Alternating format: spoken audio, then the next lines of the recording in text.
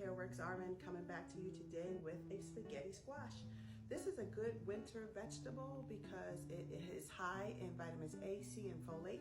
It also can be used in replacement of spaghetti because it's low in carbs and it's high in water content. So it can also help with your digestive health. Health. Cook with me today. I'm going to make spaghetti squash in 2 different ways. As you can see, it is very difficult to cut a squash when it is fresh without it being cooked. But I just wanted to show you 2 ways that you can roast it.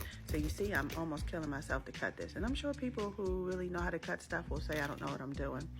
Whatever. Anyway, it's hard. So as you see, I opened it up, and then you want to scoop out the middle that has all the seeds and that kind of stuff out. So you see, it comes out pretty easy. That's just a regular spoon. I'm going to scoop all the seeds out and I'll throw all of that away. So I'll do one roasted that is split in the middle, and the other one I'm going to roast whole, just to show you that you can do it either way. Either way works.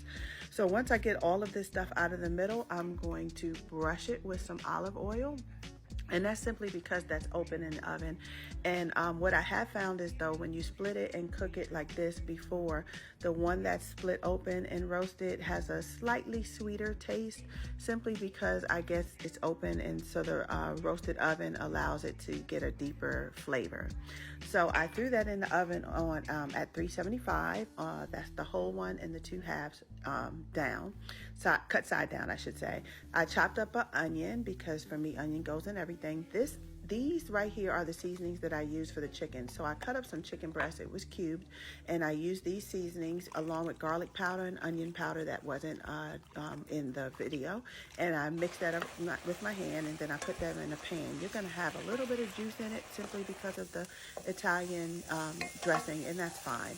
Then I started adding some onions to the pan, and then I put my ground beef in there, and I let that cook down. Once it was cooked down, I used my Best Friends, They're Better Than Bouillon, with some tomato paste, and I used the beef base, the roasted beef base, and the sauteed onion. So I put a dollop of both. So I don't put a lot of salt or seasoning in the beef because this adds a lot of flavor right here. So I mix that up and get that going. And what I also didn't picture was I put a little bit of minced garlic in this as well. So once this was well incorporated and mixed down, then I let that sit, and I waited for my squash to be cooked. That took about an hour and 15 minutes in the oven. It's going to depend on the size of your squash, and also you can kind of smell when it's done. It just starts to smell sweet. So once that was done, then I took it out, and I am going to, I forgot to tell you, sorry. I added olives and tomatoes to this, and then I let that sit. So here are my spaghetti squash when I took it out. And I turned it over, and then I was able to, you see, with my fork, you can just get pieces up. And that's why it got the name spaghetti squash, because the small little tendrils resemble spaghetti.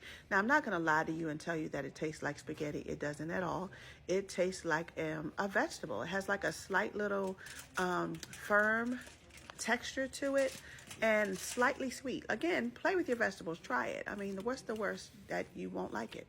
So again, the one that I had to cut, you see, I could cut it a lot easier once it was roasted, and then I got all of the seeds and the middle stuff out. And this is me showing you how much of the squash you can get out by just using a fork. Then I mixed it together, added a little butter, and then I added my beef mixture to that and mixed that all up. Then I added some cheddar cheese and mozzarella and threw that under the broiler for about 10 minutes to let it brown up. To the other one, I just added some feta cheese and some tomatoes and the chicken that I had already cooked. Now, I will say, I think this needed some Kalamata olives, and that would have been really wonderful, giving it a nice Greek flavor. Again, it takes on whatever flavor you add to it. So you can make this your own. Again, play with your vegetables. You'll never know what you like if you don't try something different. So this is the Greek chicken one. And actually my daughter liked this one the most, which I was surprised, because this other one with all the cheese on top, I love it. It has a nice deep flavor because it has the beef and the tomato sauce mixture, and together that just adds a nice little flavor to it. So once again, here's a spotlight on a vegetable, spaghetti squash. Try it. You might like it. It's in season. Yum. CareWorks.